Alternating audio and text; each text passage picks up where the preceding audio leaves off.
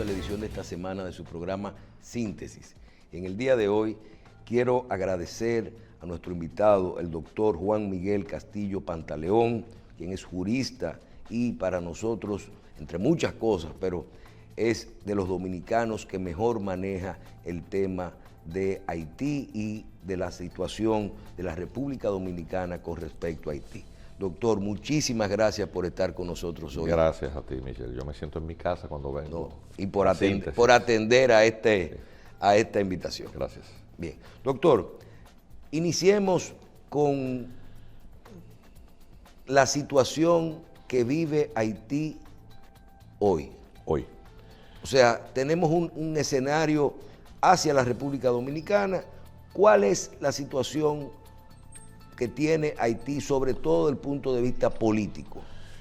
Entrando en la segunda mitad del mes de febrero, es decir, a un poco más de una semana del término que constitucionalmente, que es 7 de febrero, hay cambio de autoridades presidenciales en Haití, fecha también de febrero del año 2024 que el propio Ariel Henry fijó para entregar a quienes resultasen electos en unas elecciones que él mismo se encargó de frustrar, que no se produjeron nunca, en una transición que él mismo evidentemente ha concurrido o ha inducido a su indeterminada finalización, pues una transición sin fin, esperanzado en una intervención multilateral patrocinada por Naciones Unidas que tampoco nunca termina de cuajar.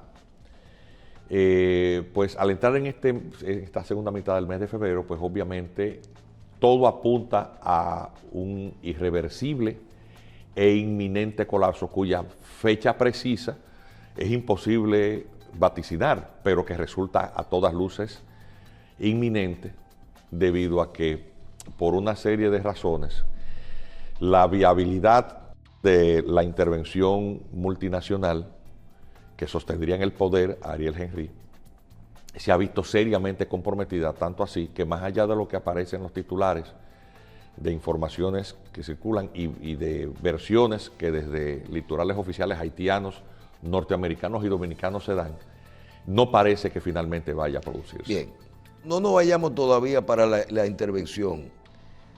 En Haití, usted nos está diciendo que ese gobierno terminó. La permanencia de ese gobierno, como no se han hecho elecciones, no hay quien lo sustituya, él puede salir o quedarse con el apoyo de la comunidad internacional hasta crear nuevos procesos, o podría ser derrocado por otros grupos de allá. En este momento, la parte política, a nosotros nos llega mucha información, y estoy hablando de información llana. Ese presidente está ahí, pero tiene incidencia, manda en ese país. ¿Qué tanto peso tiene? Ese país tiene gobernabilidad, a los policías le pagan las nóminas. Háblenos de esa parte. Nada de eso. Desde el punto de vista jurídico, el gobierno de Ariel Henry es de facto, es decir, no tiene legitimidad. Después del 7 de febrero es absolutamente ilegítimo. Incluso no hay Congreso tampoco. Pero eso, el del Congreso había, por su no renovación al frustrarse las elecciones parlamentarias, había sido responsable el propio Jovenel Moïse, que estaba interesado y por inanición, por hipoxia. Ese fue el presidente que mataron. Claro, creó las condiciones de la ausencia absoluta de contrapesos de poder para el poder gobernar por decreto. Entonces, por ejemplo, él descabezó la Corte de Casación, que constitucionalmente es parte del orden de sucesión presidencial, cuando la autoridad presidencial vence o desaparece. Se encargó de que al no producirse las elecciones parlamentarias, que es por tercios, de acuerdo a la Constitución haitiana, no hubiera ya quórum en esa última etapa y posteriormente terminase de vencer el último tercio de senadores y diputados elegidos, porque es que ellos se van venciendo por tercios. Entonces, al final de cuentas, él termina solo gobernando y el Congreso no tenía, el Parlamento no tenía quórum para, por ejemplo, ratificar las designaciones que él fue haciendo. hasta que finalmente lo matan y finalmente, bueno, cuando lo matan incluso el que era presidente del Senado, Joseph Lambert, pretendió ser la sucesión. Él fue uno de los aspirantes a ser presidente, sustituyendo constitucionalmente a Jovenel Moïse. Pero igual también venció el término de Lambert y de los demás senadores. Ahora mismo no hay nada. Y Ariel Henrique no fue ni siquiera juramentado. No lo podían juramentar porque no había parlamento. También su periodo termina con la última de las muy generosas autointerpretaciones que había hecho Jovenel Moïse de la extensión de su mandato presidencial, que también era ajurídica, es decir, sin base jurídica.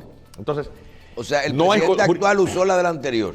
Sí, pero que de ninguna, ya no soporta ninguna interpretación o mala interpretación posible. Ya es ilegalidad e ilegitimidad pura y dura. O sea, químicamente pura. Doctor, ya no hay otra. Doctor, seguimos hablando de la situación de allá un momentico, pero ahora que usted mencionó ese tema, porque desde el punto de vista de la Constitución, de las leyes de Haití, son muy diferentes a la República Dominicana. Inclusive, usted recuerdo que en programas anteriores nos explicaba como que todo el marco legal de ese país está muy por encima, inclusive de todo lo que ellos podrían aplicar, que está hecho para un país claro, desarrollado, con unos parámetros altísimos. Si nos vamos a su Constitución y a sus leyes, ¿qué debería pasar hoy constitucionalmente ahí? ¿Cuál sería ya no hay extensión, no se han hecho elecciones? ¿Sobre quién recae el poder desde el punto de vista de la ley haitiana? No, ya no hay autoridad legítima. O sea, ya hay pero la Constitución tiene que prever pero algo. Lo que tenemos que entender es que desde el punto de vista de la legalidad, el análisis de la situación haitiana ya no es posible porque hay una ilegalidad absoluta de parte de todas las autoridades. O sea, no prevé que caiga en manos del secretario de la Fuerza Armada. El Estado jurídicamente, desde el punto de vista estrictamente legal, estoy tratando quiero que se entienda que es un tema de lo que dice la letra de la ley. Y la legitimidad. Le pongo el ejemplo porque recuerdo que mi abuelo, sí, Manuel Ramón Ruiz Tejada, fue en República Dominicana presidente de la República, pero él lo que era presidente de la Suprema Corte, él no fue vicepresidente. O sea, había una sucesión que, si no había vicepresidente, te decía, tiene que ser el presidente de la Suprema. En Haití no hay eso. No, ahora mismo no. Es que todas las autoridades electivas, porque ellos tienen un modelo político, jurídico republicano, presidencial parlamentario. Es decir, hay un jefe de Estado y un jefe de gobierno. El jefe de gobierno es el jefe de gabinete, que es el primer ministro. Pero todo esto tiene que ser refrendado por el Parlamento. Que no hay. Que no hay, ¿entiendes? Entonces, ese modelo, lógicamente, es propio de democracias más evolucionadas que no corresponde a la realidad tribal de Haití. Entonces, eso es el marco jurídico. Luego está la efectividad del marco jurídico. O sea, tú puedes tener la letra de la ley, pero la letra de la ley en la práctica no funciona. Cuando el sistema jurídico no es efectivo, pues ciertamente tú tienes una institucionalidad muy precaria, porque en la práctica realmente no hay control. La característica fundamental del Estado es que tiene el monopolio de la fuerza. O sea, quien tiene la autoridad para utilizar la fuerza, la violencia, es el Estado, a través de los organismos de seguridad propios de él. El Ejército, Fuerza Armada, Policía, etcétera, Ministerio Público, etcétera. Cuando tú no puedes ejercer efectivamente esa autoridad, esa fuerza, el Estado pierde sus características. Esa situación viene desde hace tiempo porque el Estado haitiano se fue debilitando a través del tiempo con el fenómeno del pandillerismo, que es una realidad sociológico-política en la cual concurre y era estimulada por distintos actores políticos que echaban manos de estas fuerzas irregulares paraestatales, porque en algún momento gozaban de cierto beneplácito de las autoridades, para la neutralización o eliminación de los adversarios políticos. Eso es una herencia que quedó del duvalierismo, que echaba mano de los tontón macuts para someter a terror y control a los adversarios políticos y a la población. Entonces, al desaparecer Duvalier, la dictadura duvalierista, luego que Baby Doc y Michelle Benet, su mujer, abandonan en la madrugada del 7 de febrero del 1986, porque por eso el 7 de febrero es importante. Es a partir de ahí que se entiende que la democracia en Haití surge. Por eso ese es el aspecto emblemático del 7 de febrero. A partir de ahí, todos los políticos sucesivos fueron echando manos del mismo mecanismo. Por ejemplo, Jean-Bertrand Aristide. Hasta Aristide, que claro, tuvo familia un comportamiento híbrido. Así es. Porque recordemos que cuando se organizan las primeras elecciones, el presidente electo, el del Extreme Manigat, obviamente él llega en andas de una troika militar que es quien produce la salida de los Duvalier y que tiene una cuota de poder. Cuando él trata de sustituir alguna de esas figuras, pues obviamente es derrocado y se frustra. La presión internacional hace que se organicen elecciones, pero el candidato pro-norteamericano y pro-Europa no gana. Quien gana es un izquierdista que es un sacerdote salesiano abonado a la teoría la teología de la liberación, de izquierdas. Y como no gana el que ellos quieren, pues obviamente con falta de apoyos políticos internacionales, ningún gobierno en Haití es viable. Termina él echando mano de esa herramienta y fíjate que Famila Balaz, la organización política que le lleva como candidato, empieza a perseguir a los adversarios políticos de Aristide utilizando los mecanismos del terror con milicias.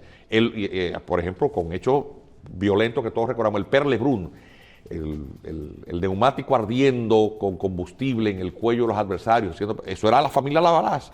Entonces, ejerciendo toda esta presión, toda esta violencia, todo este terror desde el Estado, se patrocina el golpe de Estado, impulsado por Raúl Cedrás y esa troika militar que está bajo control y mucha influencia del Departamento de Estado norteamericano y de la CIA. Y entonces, obviamente, ahí colocan como primer ministro quien ellos querían que ganara en primer lugar, que ya murió, por cierto. Y poco después, por la presión en las Naciones Unidas, de las naciones fundamentalmente, dirigido por Francia, Mitterrand gobernaba en aquellos momentos, la Internacional Socialista, que se movilizó mucho, el bloqueo hace que se force a una salida democrática y el retorno de Aristide. Ese a grandes rasgos, estoy pegando mucho a trancos muy amplios, ¿qué fue lo que pasó?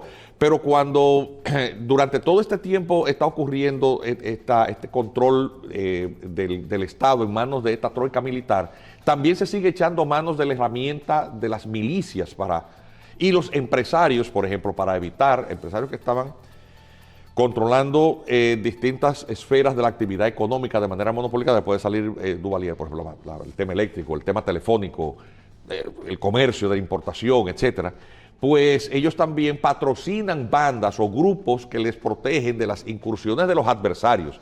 Entonces, toda esta situación fue... Pero desde el Estado. Pero con el mismo esquema, descomponiéndose y complejizándose. Pero cuando tú vas a la base, es la misma dinámica. Entonces, cuando Michel Martelly llega al poder, reponen a Aristide, pero él, para terminar un mandato, pero él pretende, igual que lo hizo Jovenel Moïse, extender el mandato más allá del periodo por el cual fue electo, sumándole el tiempo que estuvo fuera del poder. O sea, vemos el mismo patrón repetido con Jovenel Moïse. Jovenel Moïse decía, como yo no pude juramentarme, duré 2 años más, 2 años menos, pues yo me sumo, yo esos 2 años me los sumo. Pero él fue el presidente esos 2 años. Sí, pero una parte de su mandato él no pudo juramentarse válidamente por toda la inestabilidad política que hubo. Eso fue lo que pasó y por eso es que él entendía... ¿Cuánto sentido tenía? Al final del día, en una situación...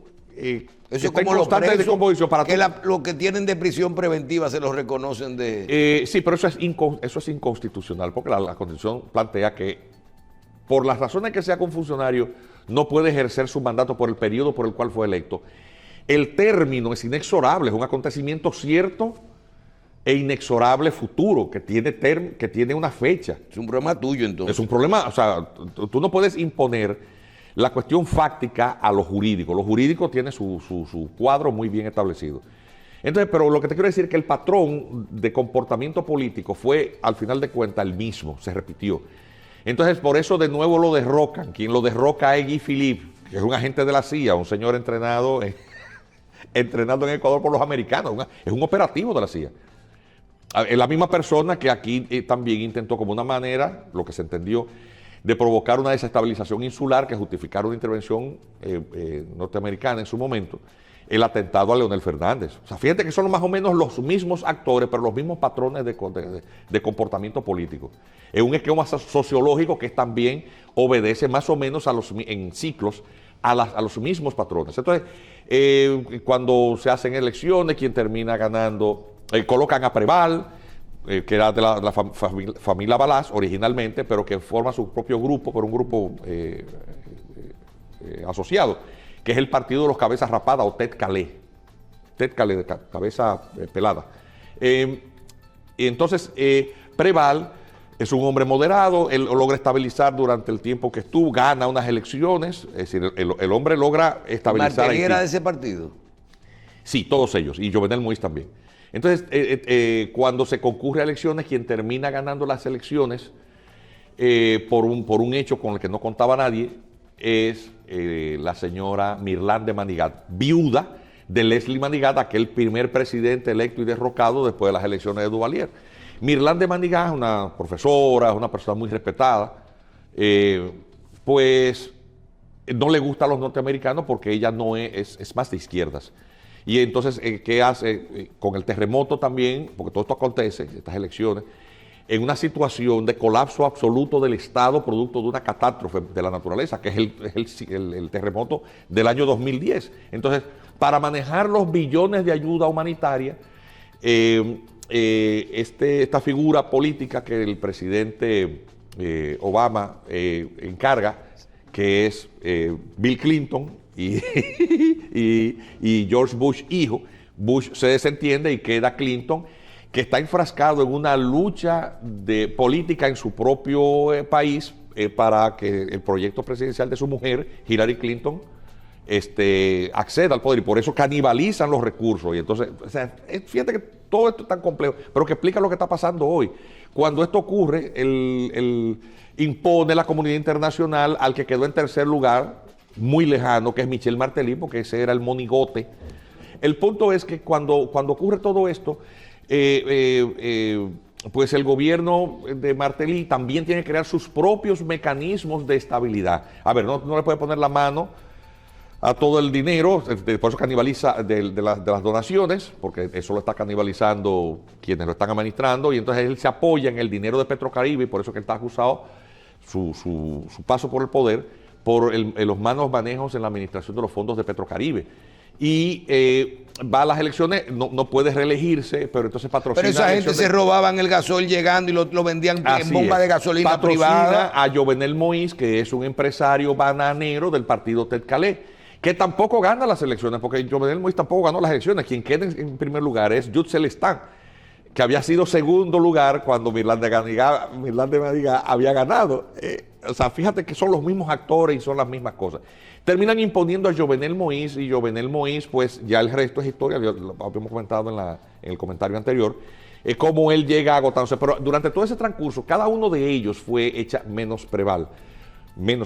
Fue patrocinando grupos paramilitares y pandillas, y los empresarios. ¿Que son las también. bandas de hoy? Eso fue creciendo. Por ejemplo, un ex policía que tuvo que ser sacado luego de una masacre en el barrio de Las Salines, que se llama Jimmy Cherisier, alias Barbecue, de hecho se movía libremente en vehículos de la policía utilizando armamento policial.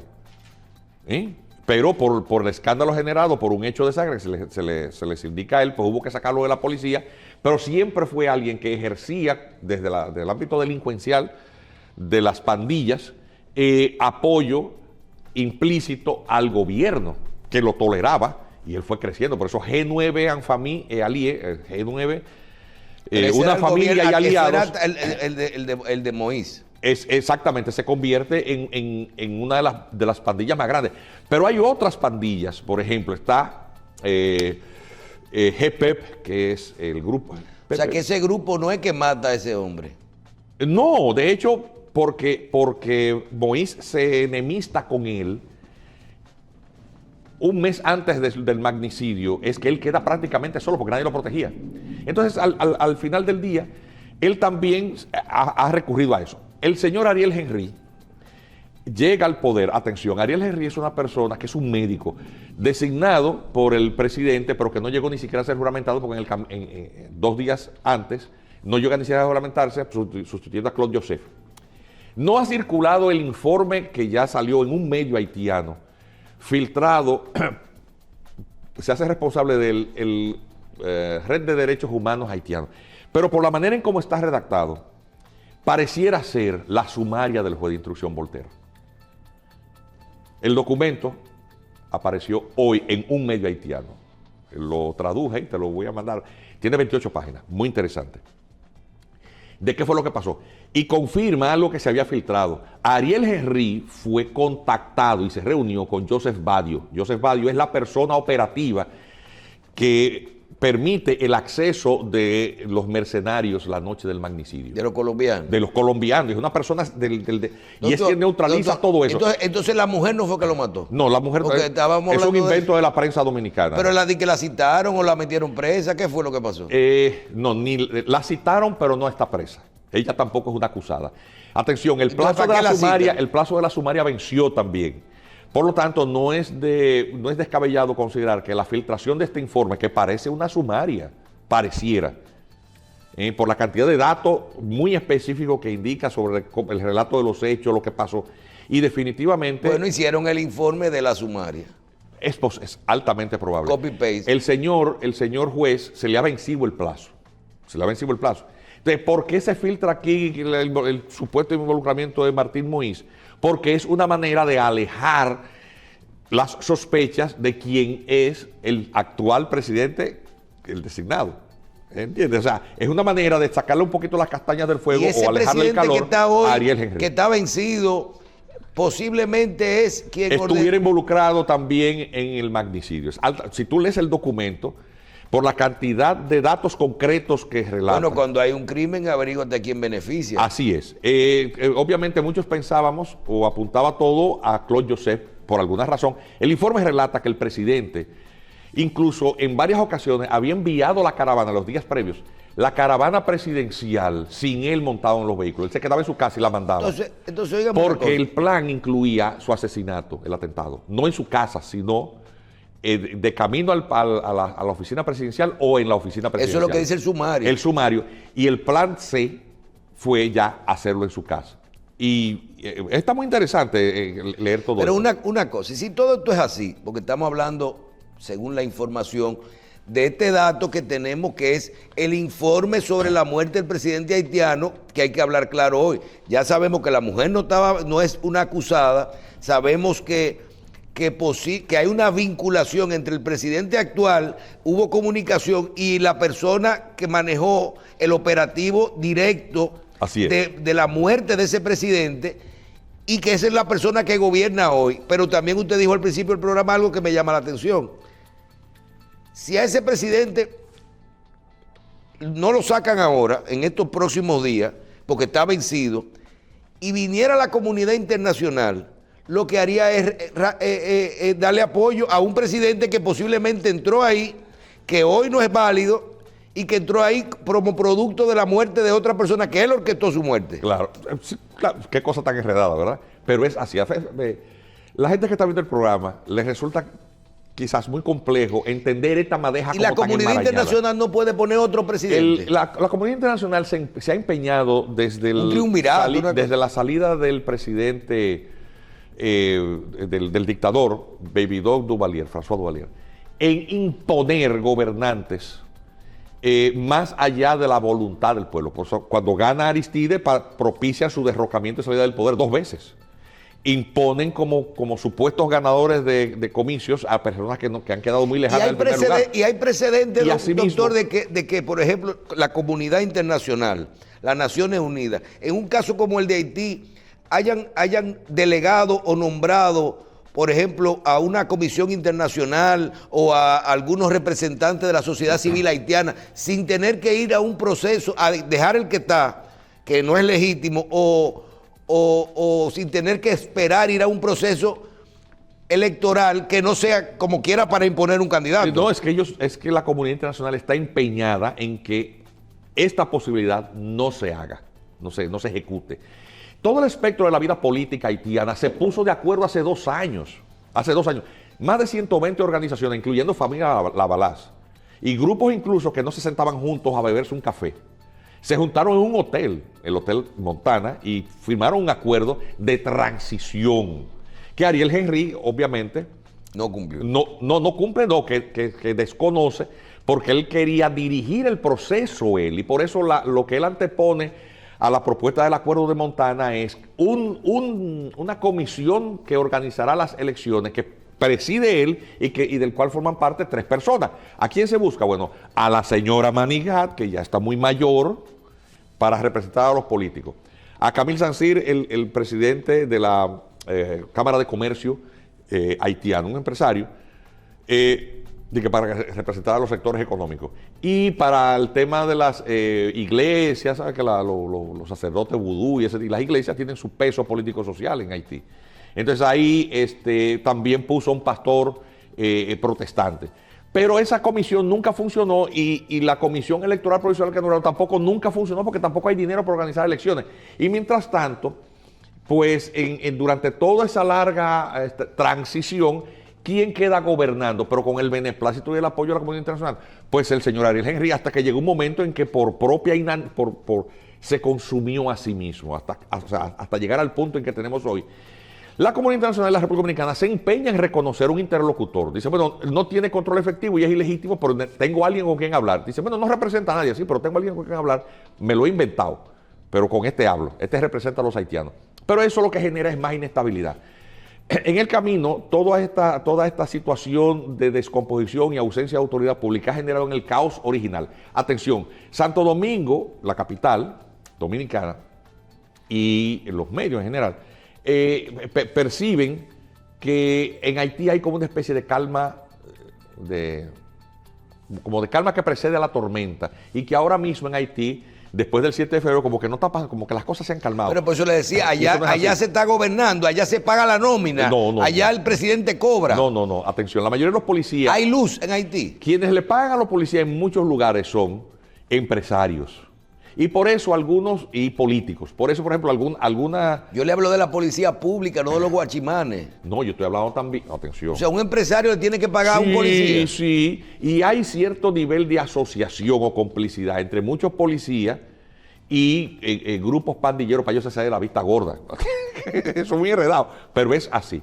El gobierno controla otra parte de la policía, pero no del todo. ¿Por qué? Porque la fuerza es numéricamente pobre, no son muchos policías, son quizás 5 o 6 mil, nominalmente, pero no alcanza para pagarles a todos. O sea, allá no hay servicios ahora mismo, allá no hay una oficina de... No. Y entidades, por ejemplo, como la Brigada de Protección al Medio Ambiente y las áreas protegidas, el BESAP, eso lo pagan políticos en la parte norte de Haití, entre ellas una arquitecta que fue la que estaba patrocinando la construcción del canal sobre el río Masacre. ¿Qué hace esta gente? Que están armadas con uniformes negros muy vistosos y con cierta calidad de armamento. Bueno, que ellos al final de cuentas también han terminado desconociendo el gobierno de Ariel Henry. Tú tienes policías y fuerzas públicas, en este caso el BESAP, confrontándose en estos días. La Policía Nacional Haitiana mató muchísimo un grupo de miembros del BESAP, de esta brigada, y se dice en Haití que el hecho que ocurrió era un atentado porque se entendía que en el vehículo en que murieron estos 5 agentes de esa brigada, ahí estaba montado Guy Philippe, que se ha convertido de buenas a primeras en un agente desestabilizador. Y hay algunas hipótesis que también se pueden construir en base al rol que está jugando este señor, el rápido viaje que tuvo el presidente Luis Abinader en esta semana a la sesión del Consejo de Seguridad, que para un tema de cambio climático se aprovechó para poner de nuevo en el tapete el tema de Haití, con un llamado muy dramático del presidente. Habida cuenta también de que en Kenia hay una situación y en Washington hay otra con respecto a esa misión multilateral que había sido aprobada en octubre, pero que se ha hecho, se ha diluido.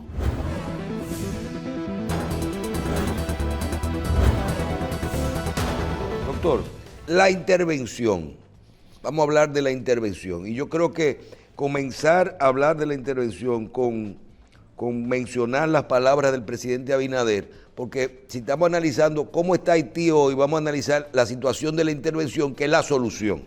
El presidente Abinader dice: hoy quiero advertir a la comunidad internacional que la República Dominicana seguirá luchando con todas sus fuerzas para evitar ser arrastrada al mismo abismo que Haití.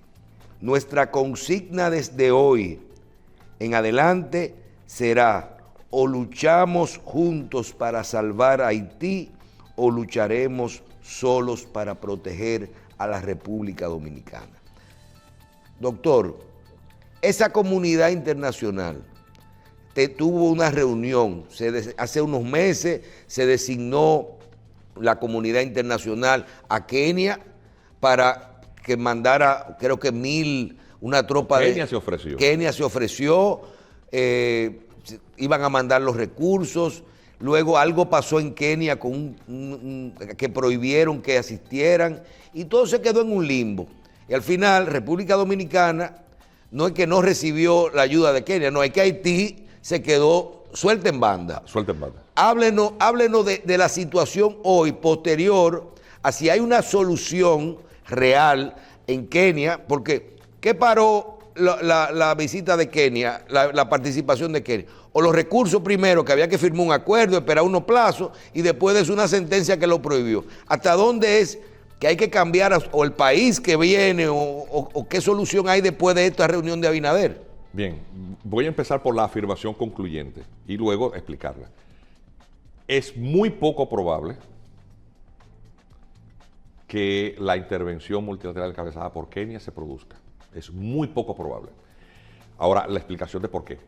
Para que se produzca eso, primero la circunstancia en que se produce es, luego de una negociación muy intensa, una transacción que da como resultado entre las grandes potencias que son parte del miembro permanente del Consejo de Seguridad, para poder vencer el veto de China y de Rusia. Recordemos que hay una guerra comercial entre Estados Unidos y China, y China tiene un problema con Haití porque China es uno de los pocos países que le mantiene el reconocimiento a Taiwán.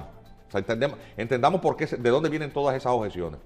Y el presidente Jovenel Moïse no podía romper con Taiwán porque Taiwán, para mantener el voto de Haití en el reconocimiento, que es uno de los pocos países que lo reconoce de acuerdo al derecho internacional, si otro Estado te reconoce soberanía, es un Estado soberano.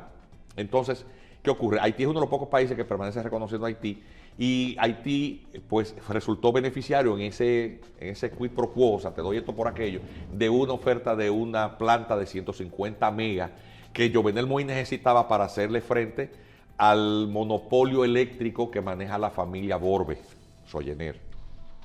Y que en gran parte también hay las hipótesis de que se tuvo que, de alguna forma tuvo que ver el magnicidio, el atentado, con la firma del convenio que hizo Jovenel Moïse unos meses antes de su muerte con el presidente Abinader, el pacto de 9 puntos, uno de los cuales era el abrir las puertas de la generación eléctrica dominicana y la transmisión hacia Haití, lo cual rompía el monopolio eléctrico de estas élites que han mantenido, si se quiere, como un rehén el Estado haitiano y las autoridades haitianas. Eso es parte de eso.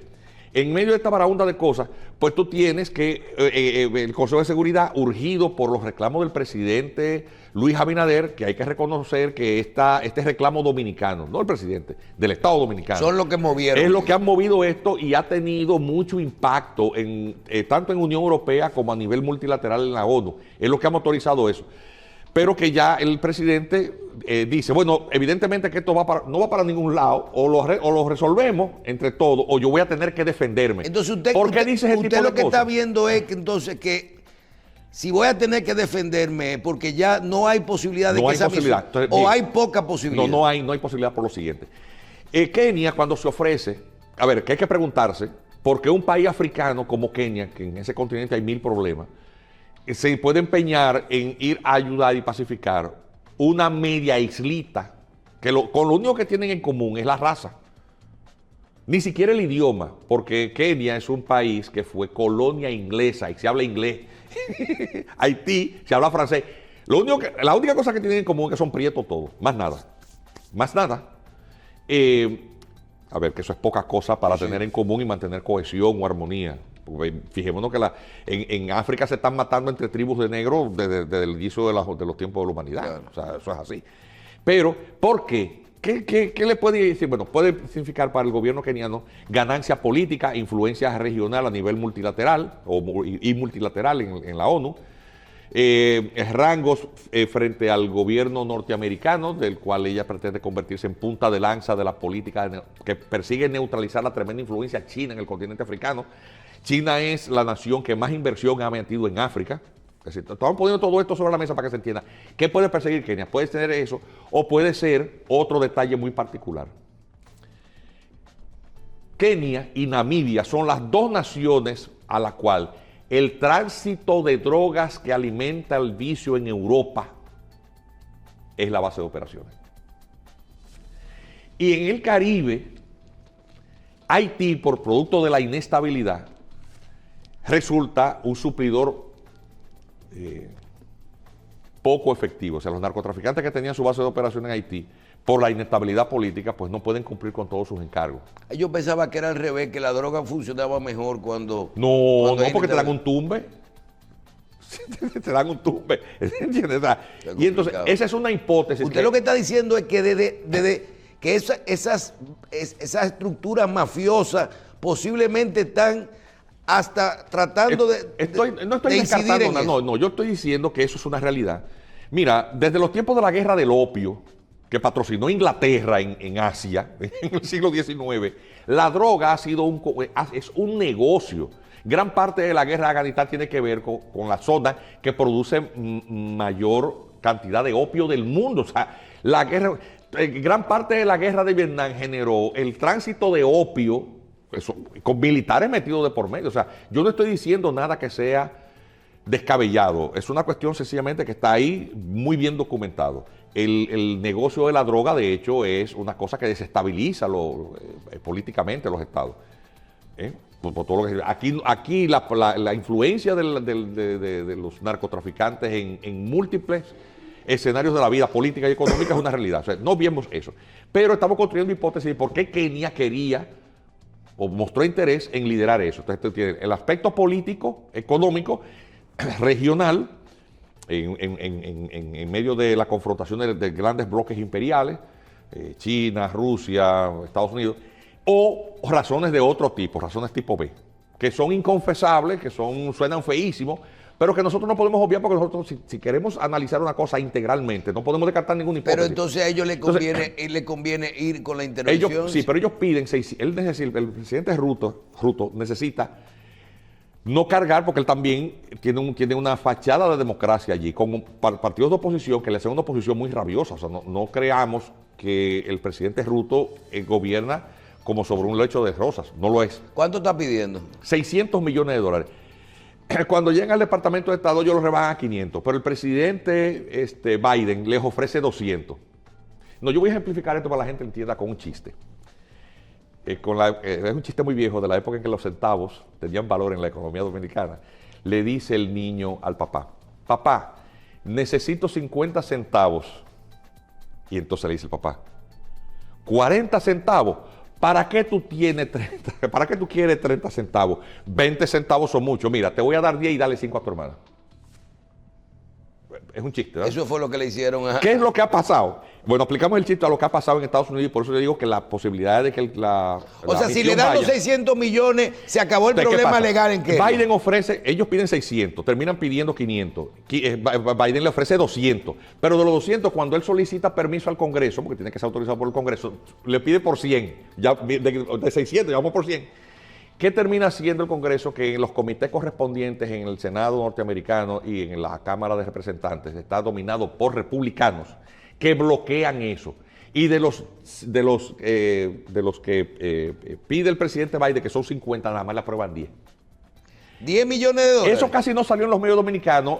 Para tú encontrar la cantidad de... O sea, que el problema de que la comunidad internacional no ha ido a Haití... Sí, eso fue al final de enero. Es porque no aparecieron los chelitos. Eso fue al final de enero.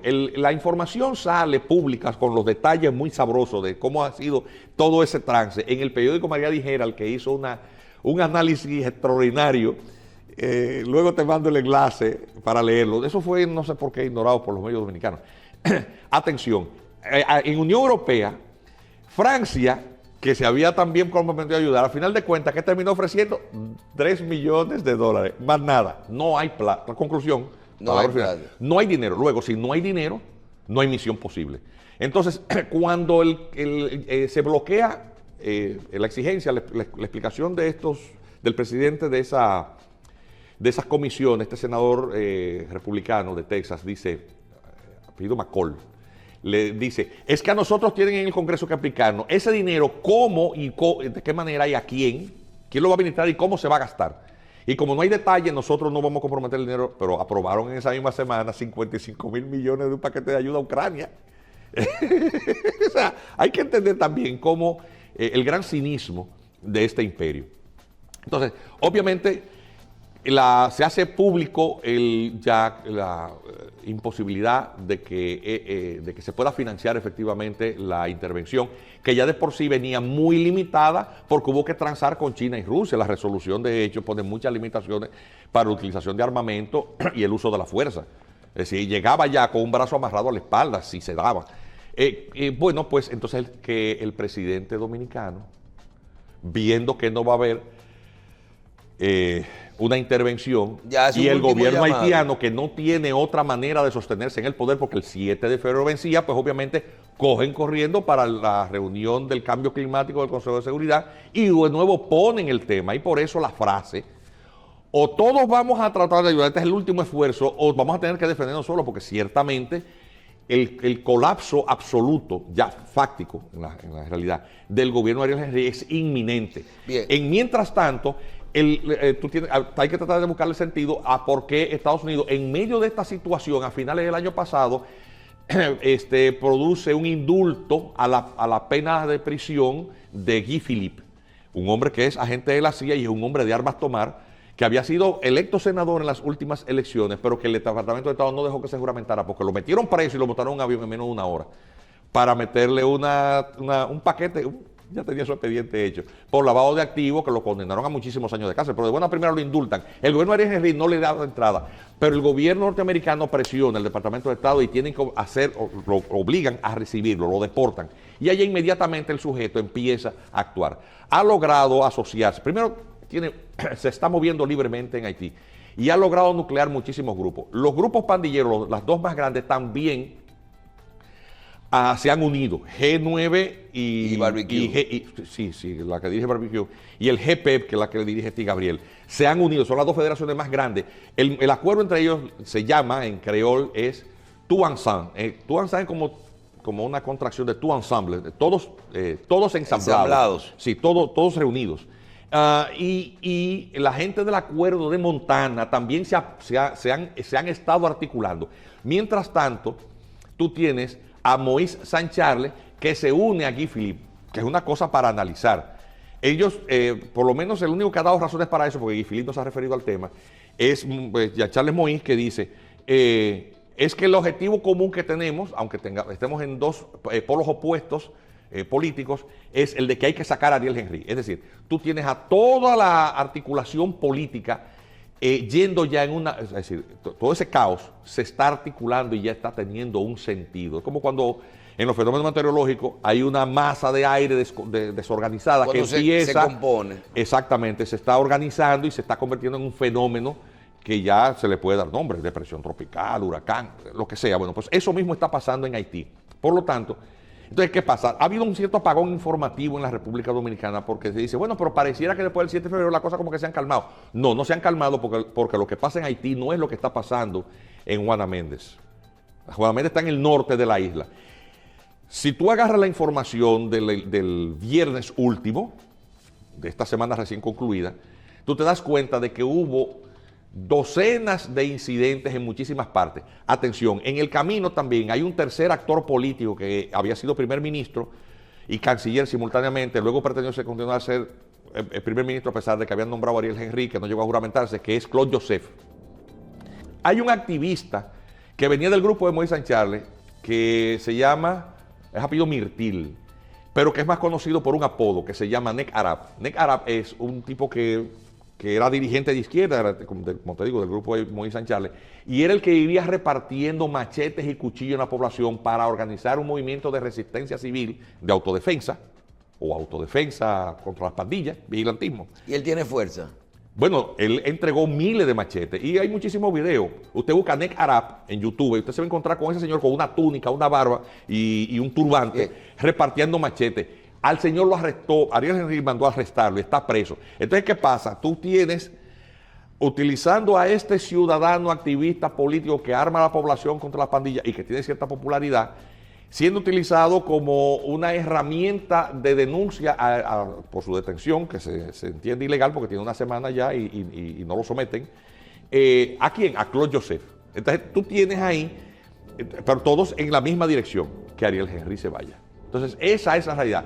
Conclusión, mira qué larga explicación para entender de que no hay en todo ese escenario posible de situaciones posibles, ninguna que plantee que la misión multilateral realmente se produzca y ninguna que plantee que haya condiciones mínimas para que el gobierno de Ariel Henry O sea que ese hombre se queda, se va por una vía o por y hay la dos o otra. tres gente ahí arretando. Y ante Sude dando esa explicación tan larga.